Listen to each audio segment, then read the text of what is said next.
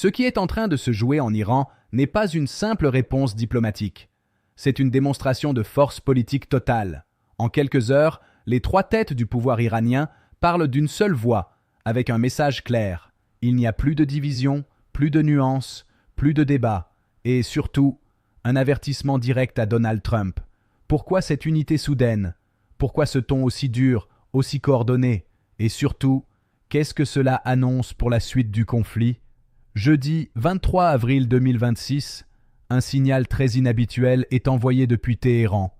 En l'espace de quelques heures, les trois piliers du pouvoir iranien prennent la parole, séparément, mais avec un discours parfaitement aligné. Le président Massoud Pezeshkian publie un message ferme. Dans la foulée, Mohammad Bagher Ghalibaf, à la tête du Parlement, diffuse exactement la même ligne.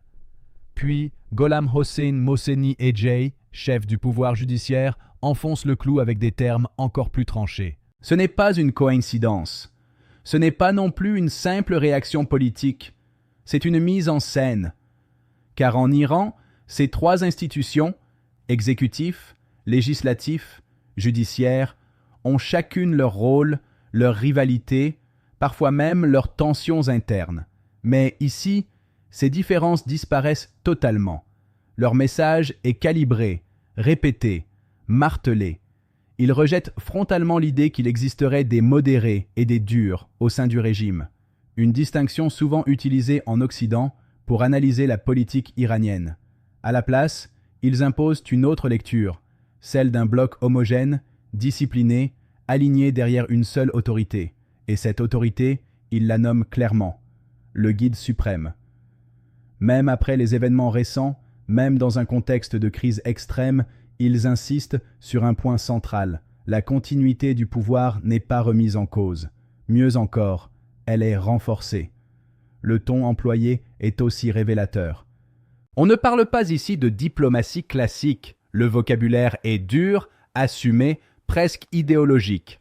On évoque l'unité de fer, l'obéissance, la nation, le combat. Autrement dit, ce n'est pas seulement un message adressé à l'étranger, c'est aussi un message interne destiné à verrouiller le récit national et à faire passer une idée simple mais puissante, quoi qu'il se passe, le système tient. Ce qui se joue ici n'est pas simplement une réaction politique, c'est une réponse stratégique, presque chirurgicale.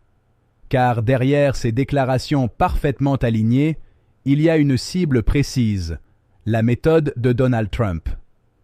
Depuis des années, sa stratégie repose sur un principe simple, identifier les failles internes d'un adversaire et les exploiter. Dans le cas de l'Iran, cette lecture passe souvent par une opposition entre modéré et dur, une manière de suggérer qu'il existe des divisions exploitables au sommet de l'État. Mais avec cette prise de parole coordonnée, Téhéran casse complètement ce narratif. Il ne se contente pas de nier ces divisions, il les efface publiquement. Et c'est là que la manœuvre devient intéressante. En affichant une unité totale, le régime iranien cherche à produire un effet psychologique très clair, fermer toutes les portes à l'ingérence politique extérieure. Autrement dit, il n'y a personne à convaincre, personne à retourner, personne à isoler, tout le système est verrouillé. Mais ce message ne s'adresse pas qu'à Washington, il vise aussi le front intérieur iranien. Dans un contexte de tension extrême, voire de guerre ouverte, ce type de communication sert à imposer une discipline collective, pas seulement au sein des élites, mais dans toute la société. Le sous-entendu est limpide, le moment n'est plus au débat ni aux divergences. C'est un appel à l'alignement total, et même plus que ça. C'est une manière de redéfinir les règles du jeu politique. En temps normal, les rivalités internes peuvent exister, s'exprimer, parfois même s'affronter.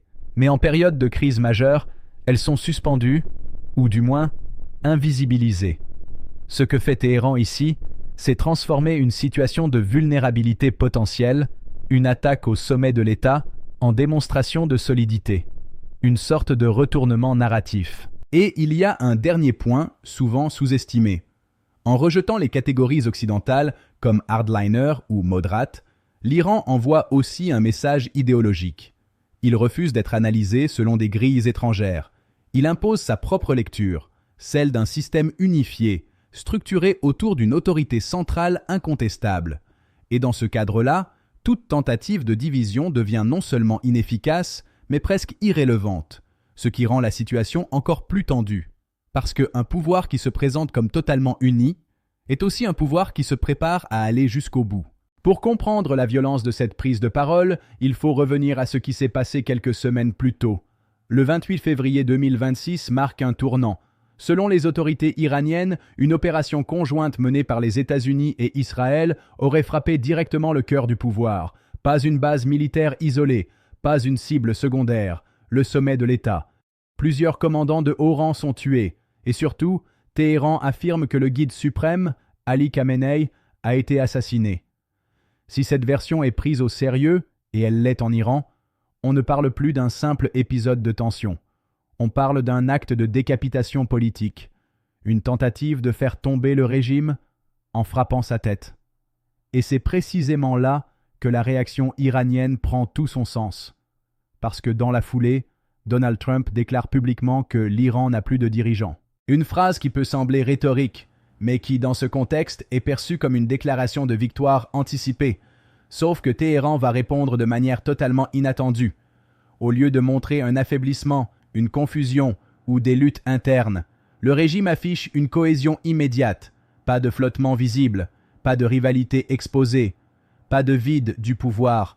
Au contraire, une continuité assumée. C'est un point clé, car historiquement, lorsqu'un système politique est frappé à son sommet, il entre souvent dans une phase d'instabilité. Des luttes de succession apparaissent, des fractures internes se révèlent.